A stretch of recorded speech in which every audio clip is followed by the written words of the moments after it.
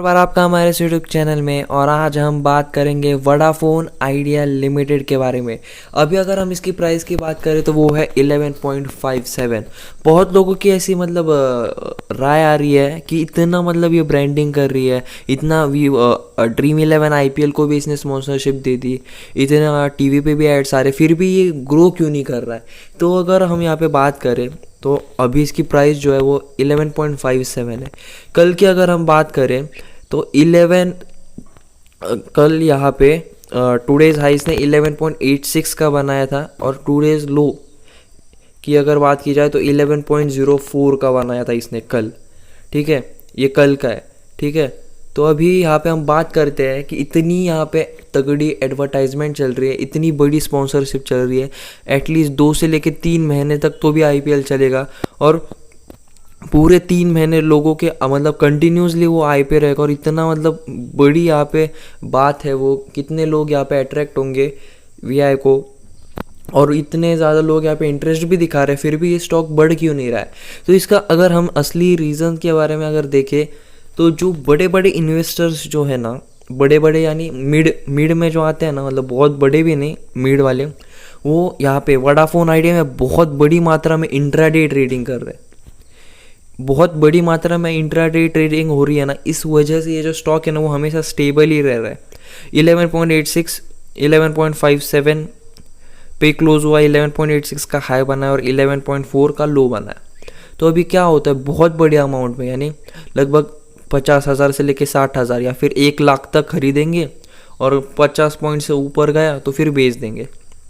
ठीक है, तो इस वजह से जो वोडाफोन आइडिया ना वो तेज़ी से ग्रो नहीं कर पा रहा है। तो इसलिए मैं यही कहना चाहूँगा कि जब तक यहाँ पे थोड़ा सा और यहाँ पे हम वेट नहीं करते, एटलीस्ट 2 से लेके 3 महीने तक, तब तक यहाँ पे कुछ हो नहीं सकता। अगर आप वेट करोगे 2 से 3 महीने, एक बार यहाँ पे बहुत ही तगड़ी देख सकते हैं। मैं आप जो लोगों की जो गलत फहमी है हम उसे दूर करते हैं अभी, कि आप कहना ये चाह रहे हो कि एडवर्टाइजमेंट बहुत ज़्यादा हो रही है, वीआई इतनी स्पॉन्सरशिप्स दे रहा है तो कितना सारा पैसा वेस्ट हो रहा है। तो मैं आपको बता दूं कि ये जो टेली कम्युनिकेशंस जो होती है ना, वो कंपनीज, वो ऐसे कोई कार कंपनी या फिर वो कंपनी नहीं है कि जिसके एडवर्टाइजमेंट भी नहीं की फिर भी बहुत सारे लोग आएंगे। ऐसा नहीं हो सकता कभी भी। टेली कम्युनिकेशंस, ये जो सिम्स कार्ड्स और वैसे एफी फ़ोन, उनकी एडवर्टाइजमेंट होनी ही चाहिए, क्योंकि जब तक एडवर्टाइजमेंट होती नहीं है लोगों को भरोसा कैसे आएगा कि भाई ये कंपनी बहुत अच्छी है। अभी जियो की क्या, जियो ने बिल्कुल भी एडवर्टाइजमेंट नहीं की थी क्या? जियो ने एडवर्टाइजमेंट की थी, उसके बाद ही तो लोग यहाँ पे इतने अट्रैक्ट हुए, वो प्लान्स बनाते थे, वो एडवर्टाइज करते थे, उसके बाद ही तो सब लोग जाके जियो की तरफ अट्रैक्ट हुए। एयरटेल भी अपने एडवर्टाइजमेंट करता है, तो वीआई भी करेगा।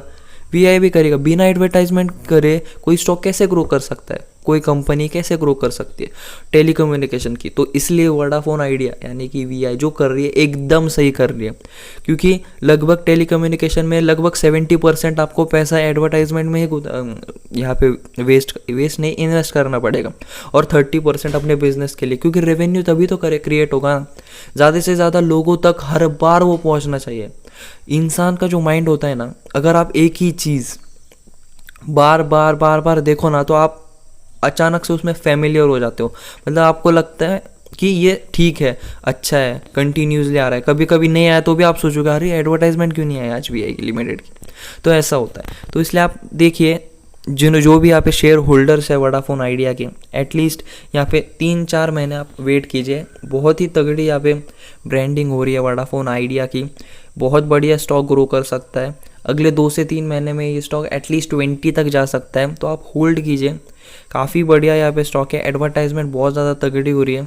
अगर हम यहाँ पे ग्राफ के हिसाब से अगर देखें, अगर यहाँ पे 1 मंथ की ट्रेडिंग की अगर हम यहाँ पे बात करें, तो आप देख सकते हैं अगस्त 17 को 8.98 पे था, अगस्त 31 को 10.19, और ये फिर नीचे आया सितंबर 1 को 8.89, और अचानक से 4 रुपये की यहाँ पे ग्रोथ दिखाई। यहाँ पे सितंबर 3 को 12.56 की, फिर 11.34 और फिर 11.3। इतनी बड़ी ये जंप लगा के फिर ये नीचे क्यों आया?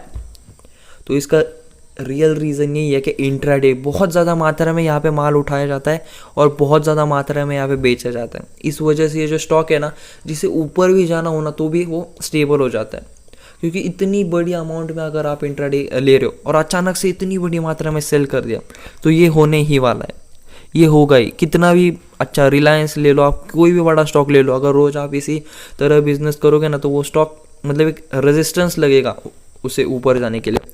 तो यही कहना चाहूँगा मैं कि आप होल्ड कीजिए 2 से 3 महीने, एटलीस्ट दिसंबर तक तो भी वेट कीजिए, देखिए कि ये स्टॉक दिसंबर तक तो भी 17 से लेके 18 तक जाना ही चाहिए, जिस हिसाब से अभी काम चल रहा है। तो काफ़ी बढ़िया यहाँ पे स्टॉक है ये। तो आज के वीडियो में सिर्फ इतना ही था। प्लीज़ कमेंट बॉक्स में बताना कि आपको हमारा वीडियो कैसा लगा और प्लीज़ चैनल को सब्सक्राइब कीजिए और बने रहे हमारे साथ। Thanks for watching, please subscribe.